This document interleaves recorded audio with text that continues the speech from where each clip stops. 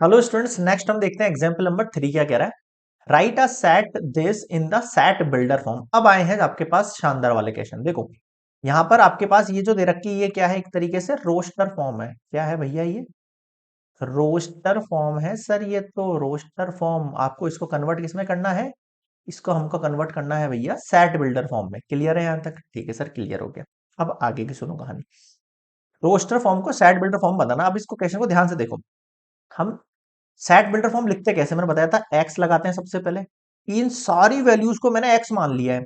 अब मुझे कंडीशन बतानी पड़ेगी कि इस एक्स के अंदर ऐसी कौन कौन सी वैल्यूज पुट करूं कि ये चीज बन जाए मेरे पास।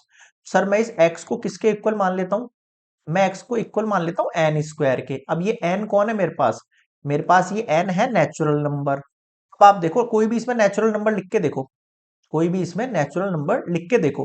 पहले वन लिखो, वन का स्क्वायर किया तो एक्स की वैल्यू वन आ गई, हाँ सर आ गई। टू लिखो, टू का स्क्वायर फोर लिखो, एक्स की वैल्यू टू आ गई, हाँ सर आ गई। थ्री लिखो, थ्री थ्री से नाइन आ गई, आ गई। तो ये स्क्वायर हो रहा था तो ऐसे मैंने हिंट लगा लिया। एक तो ये मेथड हो गया इसका, ठीक है। एक आप इसको लैंग्वेज में भी लिख सकते हो, कोई दिक्कत वाली बात नहीं है। X is a square of natural number. आपकी बुक में भी ये दो मेथड ही लिखे हुए हैं, बट मैंने दोनों बता दिया आपको एक्चुअल में हमने ऐसा क्यों किया। तो एक्स क्या है, ये जो मैंने लिखा है ना इसको लैंग्वेज में बोलूंगा मैं तो ऐसे बोलूंगा, x is a square of natural number. बताओ समझ में आया क्या?